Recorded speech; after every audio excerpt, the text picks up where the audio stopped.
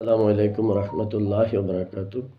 আউযু বিল্লাহি মিনাশ শাইতানির রাজিম। বিসমিল্লাহির রহমানির রহিম। আজকে আমরা যে বিষয়টা নিয়ে আলোচনা করব, বিষয়টি হলো যারা ইসলাম বাদ দিয়ে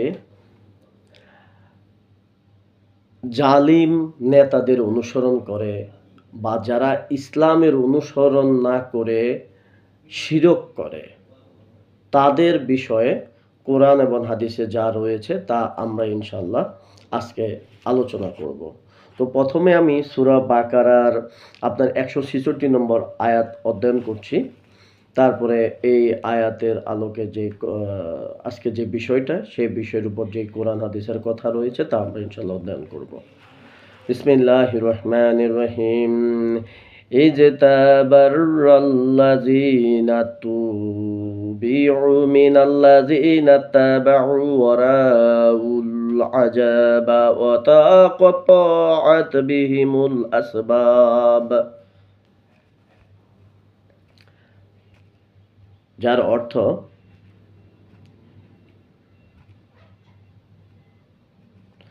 আল্লাহ বলেন, যখন তিনি শাস্তি দিবেন তখন এই সমস্ত নেতা ও প্রধান ব্যক্তিরা দুনিয়ায় যাদের অনুসরণ করা হতো তাদের অনুগামীদের সাথে সম্পর্কহীনতা প্রকাশ করতে থাকবে, কিন্তু শাস্তি তারা পাবেই এবং তাদের সমস্ত উপায় উপকরণের ধারা ছিন্ন হয়ে যাবে।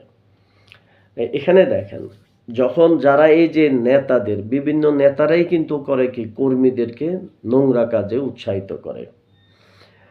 এবং এই যে ধর্মনিরপেক্ষতাবাদ, জাতীয়তাবাদ, সমাজতন্ত্র, এগুলা নেতাদেরই আবিষ্কার। আর এগুলোর উপর আমল করে হলো তাদেরকে যারা অনুসরণ করে তারা। এবং এই যে শিরক বা অমুসলিম হয়ে রয়েছে যারা, তাদের এই অমুসলিম সাধারণ মানুষ হয়ে থাকার পিছনেও কিন্তু দায়ী হলো কারা? এই অমুসলিম যেই নেতাগুলা রয়েছে, অমুসলিম যে আলেমরা রয়েছে তারা। কারণ তারা কি করে? ওই ইসলাম বিরোধী কথাগুলো বলে, ইসলামের এগেইনস্টে তারা ওই শিরকের কথাগুলো প্রচার করে, বিধায় মানুষগুলা কিন্তু ওদের অনুসরণ করে ওদের পন্থী হয়ে যায়। তো তাদেরই অবস্থাটা আপনার কি হবে? পরকালে খারাপ হয়ে যাবে। তখন তারা সম্পর্ক ছিন্ন করবে। কার সাথে? অনুসারীদের সাথে। শয়তানও কিন্তু সম্পর্ক ছিন্ন করবে। যারা আজকে শয়তানকে অনুসরণ করতেছে, যারা আজকে শয়তানের ইবাদত করতেছে তাদের সাথে। তো এই আয়াতের তাফসিরের মধ্যে এই সূরারই ১৬৫ নম্বর আয়াতটা রয়েছে, যেখানে আল্লাহ বলেন, কিন্তু আল্লাহর একত্বের প্রমাণ নির্দেশক এসব সুস্পষ্ট নিদর্শন থাকা সত্ত্বেও কিছু লোক আল্লাহ ছাড়া অন্যদেরকে তার সমকক্ষ ও প্রতিপক্ষ দাঁড় করায় এবং তাদেরকে এমন ভালোবাসে যেমন আল্লাহকে ভালোবাসা উচিত, অথচ ইমানদাররা সবচেয়ে বেশি আল্লাহকে ভালোবাসে। হায়, আযাব সামনে দেখে এই জালেমরা যা কিছু অনুধাবন করার তা যদি আজই অনুধাবন করত যে সমস্ত শক্তি ও ক্ষমতা একমাত্র আল্লাহর অধীন এবং শাস্তি দেওয়ার ব্যাপারে আল্লাহ অত্যন্ত কঠোর। তারপরে ৬৭ নম্বর আয়াতের মধ্যেও রয়েছে, ১৬৭ নম্বর আয়াতে, আর যেসব লোক দুনিয়ায় তাদের অনুসারী ছিল তারা বলতে থাকবে, হায়, যদি আমাদের আর একবার সুযোগ দেওয়া হতো, তাহলে আজ এরা যেমন আমাদের সাথে সম্পর্কহীনতা প্রকাশ করছে তেমনি আমরাও এদের সাথে সম্পর্কহীন হয়ে দেখিয়ে দিতাম। এভাবে দুনিয়ায় এরা যে সমস্ত কাজ করছে সেগুলো আল্লাহ তাদের সামনে এমনভাবে উপস্থিত করবেন যাতে তারা কেবল দুঃখ আক্ষেপই করতে থাকবে, কিন্তু জাহান্নামের আগুন থেকে বের হবার কোনো পথই খুঁজে পাবে না। তাইলে দেখেন, আজকে আপনি লক্ষ্য করবেন, এই যে আমাদের কুষ্টিয়াতে লালন শাহ কি হইতেছে, মেলা হয় বা এখানে আইসা কি তারা গাঁজা খায়।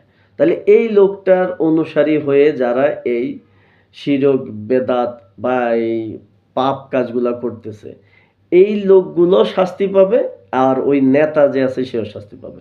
তারপর যারা আজকে ইসলামী ইসলাম বাদ দিয়ে জাতীয়তাবাদ নিয়ে ঘুরতেছে, সেই জাতীয়তাবাদটা যিনি প্রবক্তা, যিনি চালু করছে এই জাতীয়তাবাদের আদর্শটা, তাকেও কি করতে হবে? পরকালে শাস্তি ভোগ করতে হবে। আর তার যে অনুসারী রয়েছে তাদেরকেও কিন্তু কি করতে হবে? শাস্তি ভোগ করতে হবে। এরা একজন আরেকজনের সাথে সম্পর্ক ছিন্ন করবে।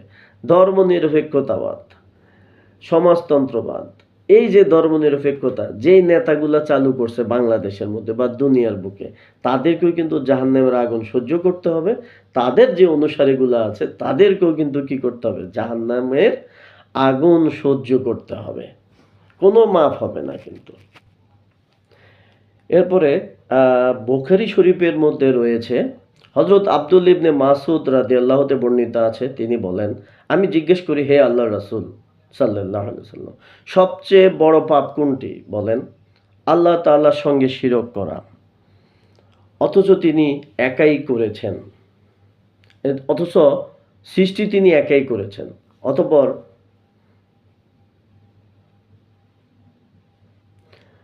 তিনি বলেন, আল্লাহ তাআলার প্রতি মুমিনদের প্রেম দৃঢ়তর হয়ে থাকে, অর্থাৎ তাদের অন্তর আল্লাহর শ্রেষ্ঠত্বের বিশ্বাসে পরিপূর্ণ থাকে।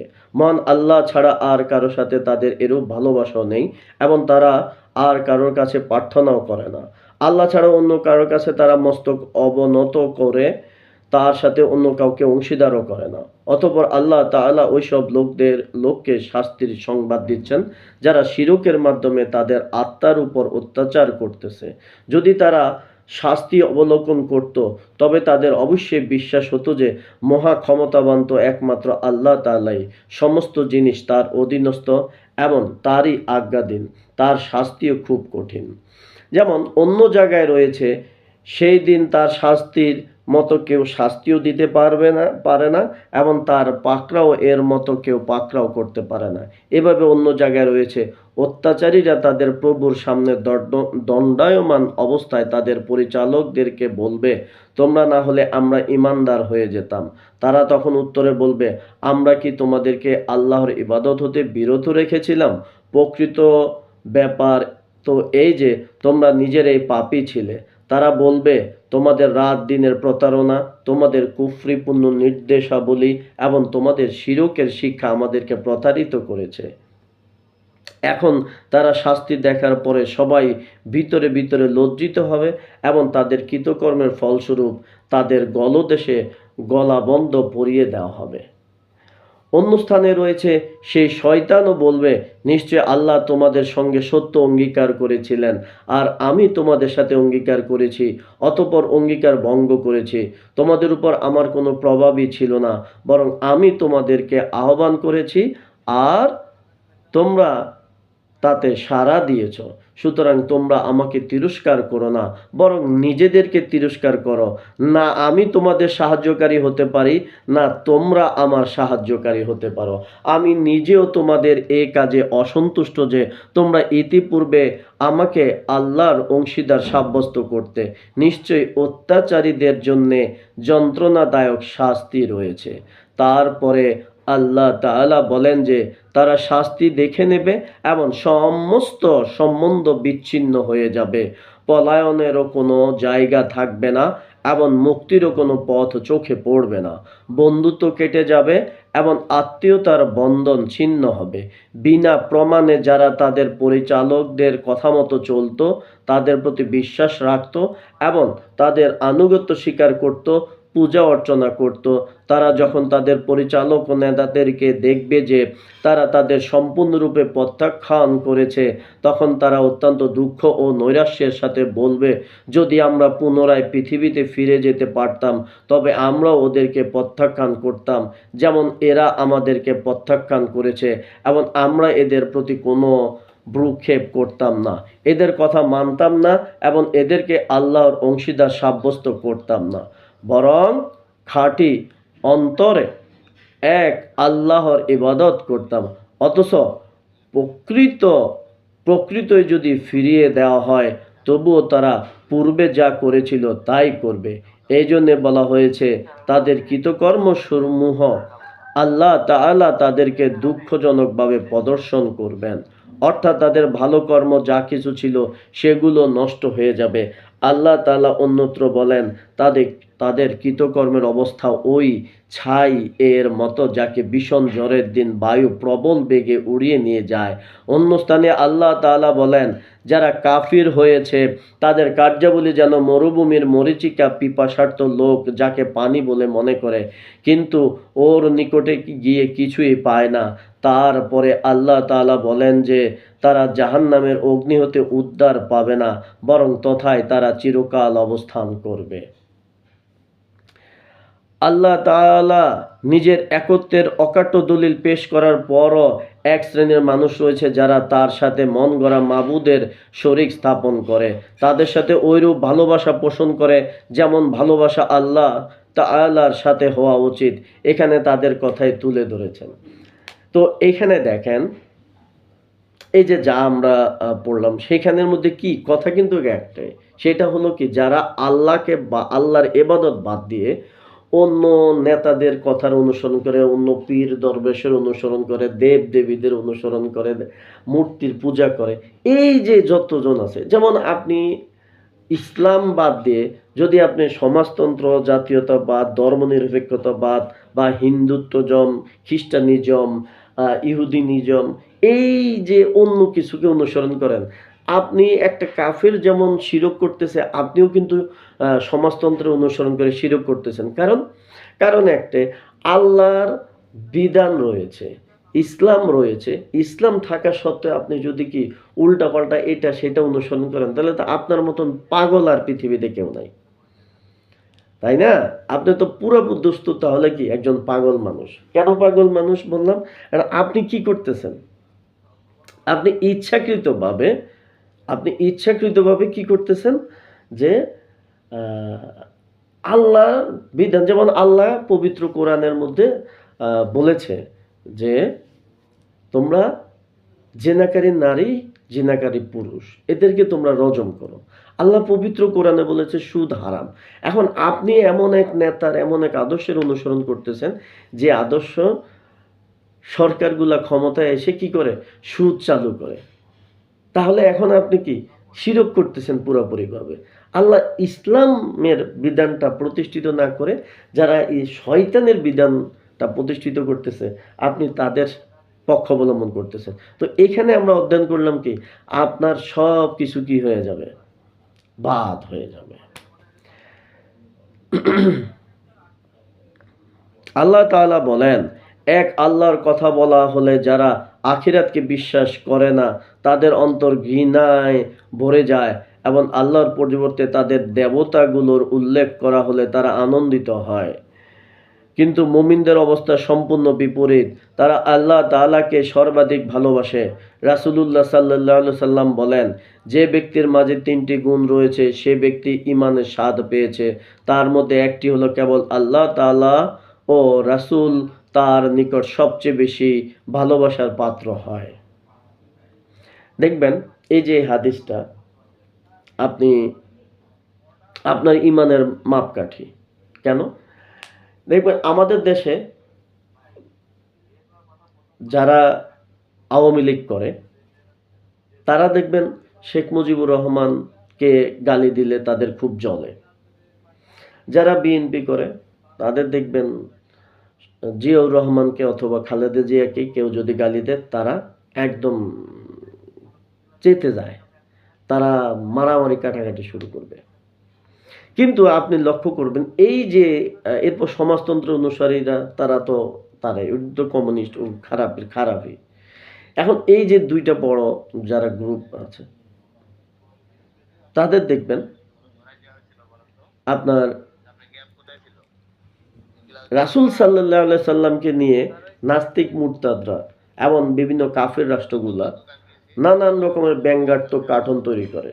তখন দেখবেন এই দুই দল, দুই মতের অনুসারী দলগুলো কোনো আন্দোলন সংগ্রাম করবে না বা করেও না। মারামারি কাটাকাটি তো পরের হিসাব। অথচ ইমানের আপনার মাপকাঠি কি? আল্লাহ এবং রাসূল সাল্লাল্লাহু আলাইহি সাল্লামকে বেশি ভালোবাসবে সকল কিছুর চাইতে, তারা ইমানদার। এটা কিন্তু গুরুত্বপূর্ণ ব্যাপার। নবী সাল্লাল্লাহু আলাইহি সাল্লাম বলেন, যে ব্যক্তি আল্লাহ তাআলা ব্যতীত অন্যকে তার সমকক্ষ হিসাবে আহ্বান করা অবস্থায় মারা যায়, সে জাহান্নামে যাবে। ইবনু মাসুদ রাদিয়াল্লাহু বলেন, আমি বললাম, আর যে ব্যক্তি আল্লাহ তাআলার সাথে কাউকে সমকক্ষ হিসাবে আহ্বান না করে মারা যায়, সে জান্নাতে যাবে। সিম্পল। এটা কিন্তু কঠিন কথা। আপনি এটা, আমি যেটা বললাম, আল্লাহ বলছে সুদ হারাম, কিন্তু আপনার নেতারা সুদ বৈধতা দিচ্ছে। আল্লাহ বলছে মদ হারাম, কিন্তু আপনার নেতারা যেই দলগুলো করেন আপনারা, দেবদেবী কাফেরদের ব্যাপার তো ওইটা তো কাফেররা তো কাফের, তারা তো পূজা অর্চনা করতেছে, শিরক করতেছে। আপনি মুসলমান দাবি করেও কিন্তু আপনি শিরক করতেছেন। আপনি মদের লাইসেন্স দিচ্ছেন, মদের বৈধতা দিচ্ছেন।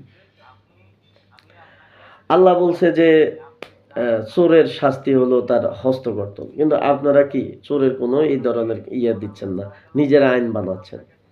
আল্লাহ বলতেছে যে আহ, পর্দা বাস্তবায়ন করার জন্য, আর আপনারা কি করতেছেন, মিডিয়ার মাধ্যমে বেপর্দা আরো বিস্তৃতি ঘটায় দিচ্ছেন। আল্লাহ বলতেছে যে সমকামীদের শাস্তি হলো কি মৃত্যুদণ্ড, তাদের শাস্তি। আপনি সমকামিতাটাকে কি দিচ্ছেন, প্যাট্রোনাইজ করতেছেন, বৈধতা দিচ্ছেন। তাহলে ব্যাপারটা কি হচ্ছে, ব্যাপারটা হচ্ছে ভাই, একটা কাফের মূর্তি পূজারী যেমন আপনিও সেরকম হচ্ছেন। আর আপনার জায়গাটা এই হাদিসটা বলছে, কি বলছে, আল্লাহর সাথে যারা সমকক্ষ দাঁড় করাবে তাদের জায়গা জাহান্নাম, আর যারা সমকক্ষ দাঁড় করাবে না তারা হলো জান্নাতে যাবে। তো সাবধান। তুমি যদি দেখতে জালিমদেরকে যখন তাদের প্রতিপালকের সামনে দণ্ডায়মান করা হবে, তখন তারা পরস্পর বাদ প্রতিবাদ করতে থাকবে। দুর্বলেরা অহংকারীদেরকে বলবে, তোমরা না থাকলে আমরা অবশ্যই মুমিন হতাম। অহংকারীরা দুর্বলদেরকে বলবে, তোমাদের নিকট সৎ পথের দিশা আসার পর আমরা কি তোমাদেরকে ওটা হতে নিবৃত্ত করেছিলাম? বস্তুত তোমরাই তো ছিলে অপরাধী। দুর্বলেরা অহংকারীদেরকে বলবে, প্রকৃতপক্ষে তোমরাই তো দিবা রাত্র চক্রান্তে লিপ্ত ছিলে, আমাদেরকে নির্দেশ দিয়েছিলে যেন আমরা আল্লাহকে অমান্য করি এবং তার শরীক স্থাপন করি। কিয়ামতের দিবসে খাজা, পীর, ফকির ও কবর পূজারীদেরকে অপারগতা ও বিশ্বাসঘাতকতা দেখে মুশরিকরা আফসোস করবে, কিন্তু সেই আফসোস ও অনুতাপ কোনো কাজে আসবে না। সকল আমল বরবাদ হয়ে যাবে। তাফসির ফাতুল মাজিদের মধ্যে রয়েছে এই কথাটুকু। সূরা ইব্রাহিমের 18 নম্বর আয়াতে আল্লাহ বলেন, যারা তাদের প্রতিপালককে অস্বীকার করে তাদের কর্মসমূহের উপমা আম, মানে ছাইয়ের মতন, যা ঝড়ের দিনের বাতাস প্রচণ্ড বেগে উড়িয়ে নিয়ে যায়। তো ভাই এবং বন্ধুগণ, ইসলাম প্রতিষ্ঠা করার জন্য কাজ করুন, ইসলামী আইন অনুযায়ী নিজে চলুন, ইসলামী আইন বাস্তবায়নের জন্য কাজ করুন, এবং ধর্মনিরপেক্ষ মতবাদ, জাতীয়তাবাদ, সমাজতন্ত্র মতবাদ, কমিউনিজম, যত রকমের মতবাদ রয়েছে সব ত্যাগ করুন। তা না হলে বিপদ আছে, জাহান্নাম অবধারিত হয়ে যাবে। আল্লাহ সকলকে হেদায়েত করুক, সকলকে আল্লাহ রক্ষা করুক, সকলকে ইসলামের পথে চলার জন্য তৌফিক দান করুক। আপনার সব বরবাদ হয়ে যাবে যদি আপনি ইসলামের জন্য কাজ না করেন। হাজী সাহেব হবেন, হজ করবেন, কত কিছু যাই করেন না কেন সব বাতিল হয়ে যাবে ভাই। ইসলামের জন্য কাজ করতে হবে। আল্লাহ আমাদের সকলকে জাহান্নাম থেকে রক্ষা করুক, আমাদের সকলকে জান্নাতে যাওয়ার রাস্তায় চলার তৌফিক দান করুক, ইসলামের জন্য কবুল করুক। আসসালামু আলাইকুম রহমতুল্লাহি ওয়া বারাকাতুহু।